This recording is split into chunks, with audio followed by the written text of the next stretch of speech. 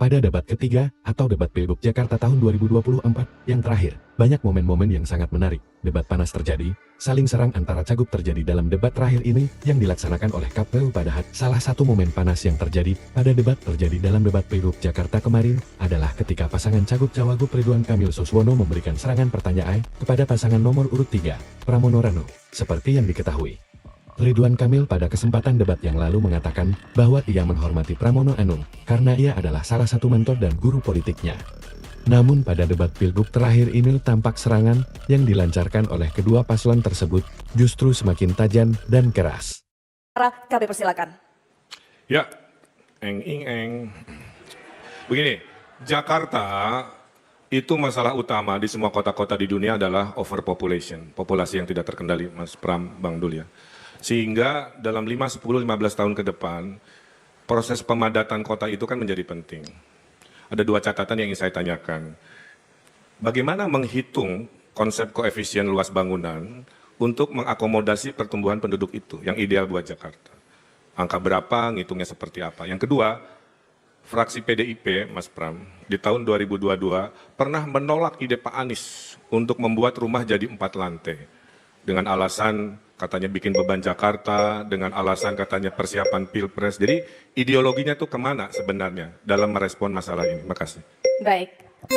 Waktu sudah habis, diberikan pertanyaan, langsung saja diberikan jawaban oleh pasangan calon nomor urut 3, Bapak Pramono Anung dan juga Bapak Rano Karno atau Sidul. Waktunya 2 menit mulai dari Bapak berbicara, kami persilakan. Pak Ridwan Kamil yang saya hormati dan Pak Suswono yang saya hormati. Yang pertama, kalau saya dan Bang Dul menjadi gubernur dan wakil gubernur, maka kami akan menggunakan lahan-lahan yang dimiliki oleh pemerintah Jakarta dan juga BUMD untuk menjadi tempat hunian bagi warga Jakarta. Kami akan mengembangkan kantor-kantor kecamatan, kantor kelurahan, kantor desa, sekolah-sekolah yang ada untuk dibuat hunian ke atas, menjadi make use. Sehingga dengan demikian apa yang akan kami lakukan? Misalnya sebagai contoh konkret, di Jakarta Selatan, di Blok S ada sekolah dengan luas 1,1 hektar. Muridnya hanya 120. Rata-rata mereka jam 3, jam 4 sudah nggak ada kegiatan. Nah yang seperti itu akan saya gunakan untuk membuat yang pertama, lantai 1, 2, 3, 4, 5 ke bawah menjadi valet parking. 1, 2, 3 menjadi sekolah. Kita perbaiki dengan fasilitas yang lebih lengkap. Ada lapangan olahraga dan sebagainya dan sebagainya. 4, 5 co-working space. Dan berikutnya yang ke atas adalah untuk hunian. Karena daerah sana adalah daerah premium tentunya yang menghuni adalah middle class up. Bagaimana dengan yang lainnya? Hampir semua tempat yang dimiliki oleh BUMD maupun pemerintah, kita bisa gunakan untuk itu. Tadi pertanyaan yang kedua dengan Mas Anies, memang nggak apa-apa ada perbedaan.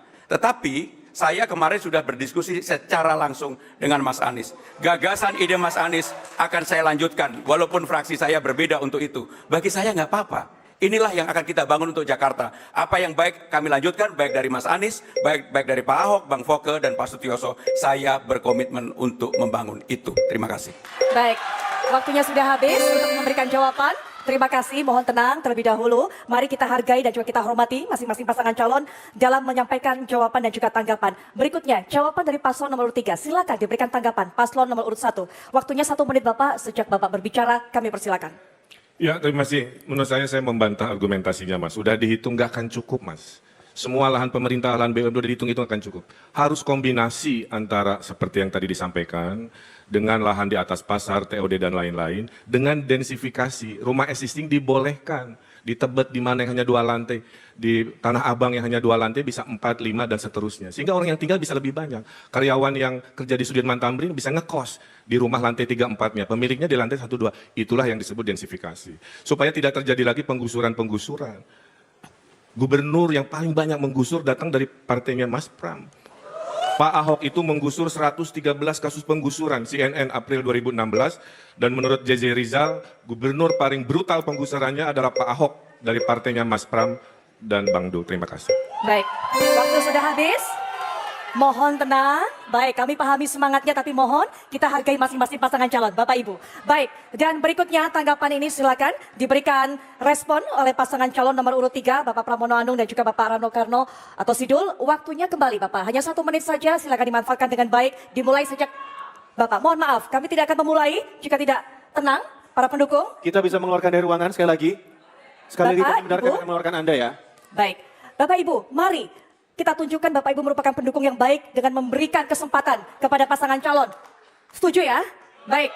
Oke, baik. Silakan Bapak, waktunya 1 menit sejak Bapak berbicara. Kami persilakan. Malam ini saya didampingi oleh Ahoker dan Ana Abbas. Sehingga dengan demikian saya akan menggabungkan, bagi saya tidak mau menjawab itu, tetapi saya berkomitmen di dalam membangun Jakarta, saya lebih memanusiakan orang-orang yang memang perlu mendapatkan pertolongan. Sehingga dengan demikian catat apa yang menjadi omongan saya. Kalau saya menjadi gubernur, saya tidak melakukan penggusuran. Yang saya lakukan adalah pemberdayaan. Dan itu yang dibutuhkan oleh warga Jakarta. Maka saya fight untuk maju ini setelah melihat persoalan di bawah. Kartu Jakarta Pintar, kartu Jakarta Sehat. Orang banyak sekali, kartu lansia yang harusnya mendapatkan, tidak mendapatkan. Dan itulah yang membuat semangat saya untuk hadir dan tampil menjadi orang yang menyelesaikan persoalan yang ada di bawah, persoalan rakyat Jakarta. Termasuk BUMD pasar tadi, itu kan milik BUMD. Sehingga dan demikian pasti akan kami bangun juga. Terima kasih. Baik, Bapak mohon maaf, waktu sudah habis. Terima kasih sudah menonton. Jangan lupa subscribe Enegoro. Terima kasih.